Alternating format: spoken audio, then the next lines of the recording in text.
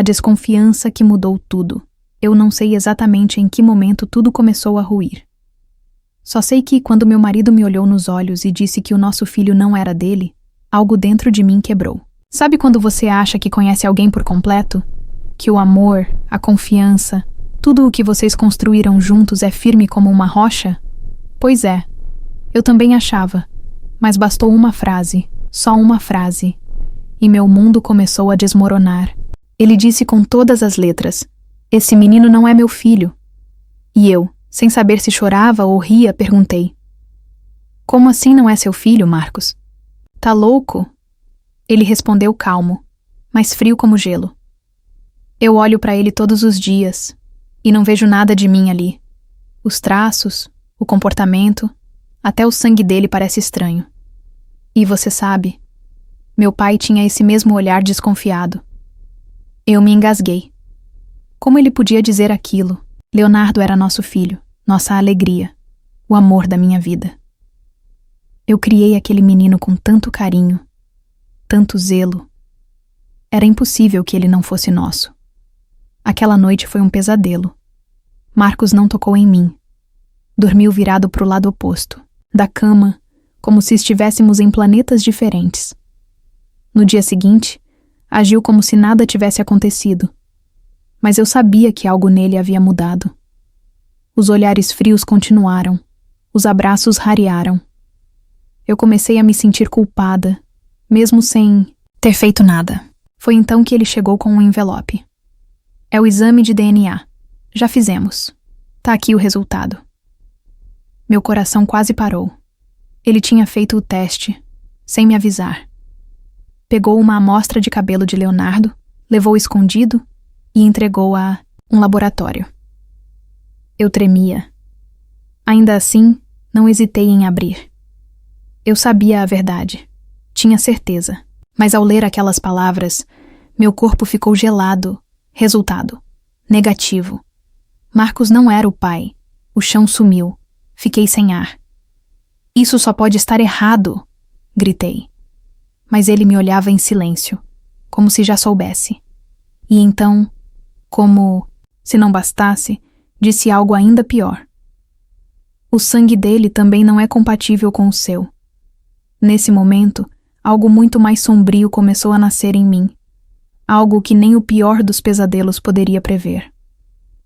O sangue não mente. Mas... E o coração? Depois do impacto do exame, o tempo parou. A minha cabeça não conseguia mais pensar com clareza.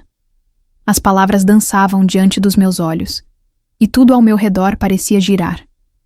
Eu me sentia fraca, como se tivesse levado uma pancada invisível, bem no meio do peito. Incompatível com o meu sangue? Repeti para mim mesma inúmeras vezes. Isso não fazia sentido. Eu carreguei aquele menino por 9 meses dentro de mim. Eu senti os primeiros chutes, enfrentei dores, vômitos, inchaços e depois o parto. Eu lembrava de cada segundo naquela sala fria, dos lençóis brancos, do choro que ecoou como música nos meus ouvidos.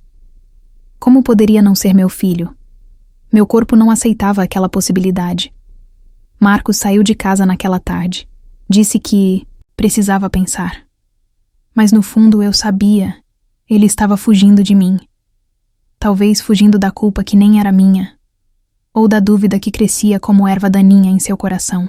Fiquei sozinha com Leonardo, que brincava inocentemente com seus carrinhos, sem fazer ideia do furacão que se formava ao nosso redor. Olhei para ele com lágrimas nos olhos. Seu sorriso, sua forma de franzir a testa quando se concentrava, o jeitinho de segurar o brinquedo com os 2 dedinhos. Era tudo meu. Tudo meu. Como poderia um pedaço do meu próprio coração ser um estranho? Naquela noite, fui até a caixa onde guardava documentos antigos. Achei a caderneta do hospital, a pulseirinha de identificação, a primeira roupinha, a foto que tiramos na maternidade. Tudo parecia normal, mas algo me incomodava. Um detalhe. Um ponto que eu nunca havia notado antes. A data na pulseira.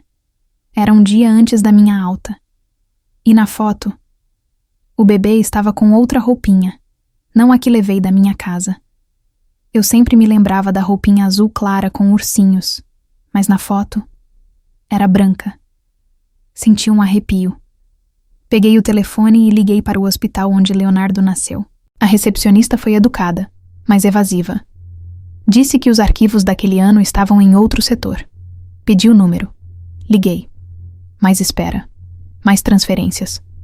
Até que uma voz cansada do outro lado da linha disse: Senhora, se deseja acesso aos registros de nascimento e identificação da maternidade, será necessário fazer uma solicitação formal com documento e aguardar análise. Eu desliguei com um nó na garganta. Aquilo não podia ser coincidência. Algo estava muito, muito errado. Leonardo dormiu ao meu lado naquela noite. E eu passei horas acordada, observando seu rostinho tranquilo. A lembrança do parto voltou com força. O choro de outros bebês, o entra e sai de enfermeiras, a pressa em me tirarem da sala. Será que alguém trocou meu filho? Será que meu verdadeiro filho estava em outra casa, com outra mãe? A dúvida começou a me consumir por dentro. Eu precisava saber. Nem que fosse a última coisa que eu fizesse. Uma verdade escondida entre as paredes do hospital. Acordei com o coração disparado e a cabeça fervendo. A imagem da pulseirinha com a data errada e da foto com a roupinha trocada não saía da minha mente. Algo estava errado naquela maternidade. E não era só um detalhe ou descuido. Era algo maior, mais profundo, e que, se confirmado, mudaria completamente o rumo da nossa vida. Passei a manhã inteira tentando organizar meus pensamentos. Marcos ainda não tinha voltado para casa. E no fundo, eu sabia que ele estava esperando eu confessar algo. Mas como confessar o que nunca aconteceu? O que eu precisava mesmo era de provas. Não para ele, mas para mim. Eu precisava saber a verdade. Doa a quem doer. Voltei ao hospital, fingindo que queria fazer uma atualização cadastral no sistema. Levei um documento qualquer e pedi para falar com alguém da área administrativa. Depois de muita insistência, uma enfermeira mais velha me recebeu numa sala pequena, apertada, cheia de arquivos antigos. O crachá dela dizia Rosângela, e havia algo naquele olhar que me fez confiar nela. Respirei fundo e fui direta. Eu tive meu filho aqui há 7 anos. Mas descobrimos agora que o tipo sanguíneo dele não é compatível com o meu, nem com o do pai. A senhora pode me ajudar? Rosângela ficou em silêncio por alguns segundos. E então disse, olhando para os lados: Você sabe que isso já aconteceu antes, né? Arregalei os olhos. Como assim já aconteceu antes? Naquela época, havia muito movimento, muita troca de plantão, enfermeiras sobrecarregadas, bebês ficando sozinhos na sala de observação. Não é impossível que algo tenha saído do controle. Senti um calafrio subir pela espinha. A senhora pode ver para mim quem mais teve bebê naquele dia? Por favor, eu preciso saber se alguém mais recebeu alta junto comigo. Ela hesitou, mas depois me pediu para esperar e desapareceu pelos corredores estreitos. Foram os 10 minutos mais longos da minha vida. Quando voltou, trazia uma folha amarelada com 3 nomes. O meu era um deles. Os outros 2, desconhecidos. Rosângela apontou um nome com o dedo. Patrícia de Souza Lima. Parto normal. Menino. Alta no mesmo dia que eu. O outro nome era de uma mulher chamada Renata, que teve uma menina. Se houve uma troca, Rosângela murmurou, foi com essa Patrícia. Anotei o nome como se fosse um bilhete de loteria premiado. Era minha única pista. A única que poderia me levar à verdade. Cheguei em casa e corri para as redes sociais. Busquei pelo nome completo. Demorei, mas encontrei um perfil com uma foto de uma mulher com cabelo castanho segurando um menino. E quando cliquei na imagem, meu coração parou. Aquele menino tinha meus olhos. O menino que carregava meus olhos. Fiquei paralisada diante da tela do celular. Era como se o tempo tivesse congelado. Eu ampliava a imagem, olhando cada traço do rosto daquele menino. Seus olhos eram amendoados, cor de mel, exatamente como os meus. A curvinha da sobrancelha, O formato do nariz era como olhar para um espelho do passado. E então veio a pergunta que explodiu dentro de mim. E se esse for o meu verdadeiro filho?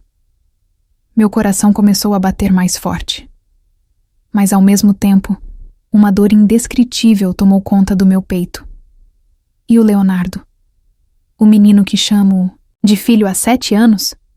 Que chamei de meu amor, meu anjinho, que embalei nas madrugadas de febre, que ensinei a dar os primeiros passos. Quem era ele agora? Passei o resto do dia encarando aquele perfil, vasculhando postagens, fotos, comentários. Descobri que Patrícia morava em um bairro vizinho ao meu. Estava casada, tinha uma vida simples e parecia ser uma mãe presente, dedicada. Seu filho, que se chamava Gustavo, estava na escola municipal da região. Peguei o endereço, anotei e no dia seguinte fui até lá. Não sabia o que diria. Não tinha certeza de nada. Mas meu instinto de mãe gritava que eu precisava olhar nos olhos daquele menino. Cheguei no portão da escola um pouco antes do horário da saída. Me escondi entre os outros pais. E então o vi. Gustavo. Correndo, rindo, com a mochila nas costas. Ele era idêntico a mim quando criança. E o mais estranho, ele olhou para mim, como se me reconhecesse. Naquele instante senti que precisava falar com Patrícia. Mas como? Como dizer a uma mãe que o filho dela talvez não seja o dela? Que existe a possibilidade dele ter sido trocado na maternidade? Voltei para casa, confusa. Quando cheguei, Marcos estava me esperando. Pela primeira vez em dias, ele tinha os olhos marejados. Disse que havia refletido muito e que queria saber a verdade, junto comigo. Mostrei tudo a ele. As fotos, o histórico, o nome. E ele, pela primeira vez, acreditou em mim. Vamos atrás disso juntos, disse ele. E eu desabei em seus braços. Com a ajuda de uma amiga advogada, conseguimos o mandado judicial para comparar os dados de Leonardo e Gustavo. O hospital foi obrigado a fornecer os prontuários completos. E foi ali, no meio dos papéis, que a verdade caiu como uma bomba. As pulseiras de identificação haviam sido trocadas no berçário. O número da minha ficha estava no bebê de Patrícia. E o número dela, no meu Leonardo. Uma troca. Um erro humano. Um desastre irreversível. E agora? Como contar isso ao mundo? Como olhar para meu filho e explicar que ele não é meu biologicamente, mas é meu com toda a alma? E como dizer a outra mãe que o filho dela também não é dela? Entre duas mães, um amor verdadeiro. Encontro foi marcado num centro comunitário, sob orientação da juíza responsável pelo caso. Eu tremia por dentro. Meu coração estava dividido entre duas crianças. Uma que carreguei no ventre, mas que viveu outra infância. E outra que cresceu em meus braços, mas que talvez tivesse o sangue de outra mulher. Patrícia chegou acompanhada do marido. Nos olhamos por um instante. Não havia raiva, não havia julgamento. Havia dor. Dor de duas mães que sentiam que alguma parte de si havia sido arrancada sem explicação. Gustavo brincava com um carrinho no canto da sala e Leonardo folheava um livro. A juíza pediu silêncio e começou a leitura do laudo final. O resultado não deixava dúvidas. Os bebês haviam sido trocados. Cada uma de nós estava criando o filho da outra há 7 anos. O silêncio que se seguiu foi absoluto. Patrícia chorou baixinho. Eu tremia dos pés à cabeça. Marcos ao meu lado apertava minha mão com força. Isso não muda quem Leonardo é para mim, eu disse, com a voz embargada. Nem quem Gustavo é para mim, respondeu ela, com lágrimas nos olhos. A decisão judicial era clara. As famílias tinham direito à verdade, mas a troca das crianças, após tanto tempo, não exigia separação imediata. Os laços afetivos prevaleceriam.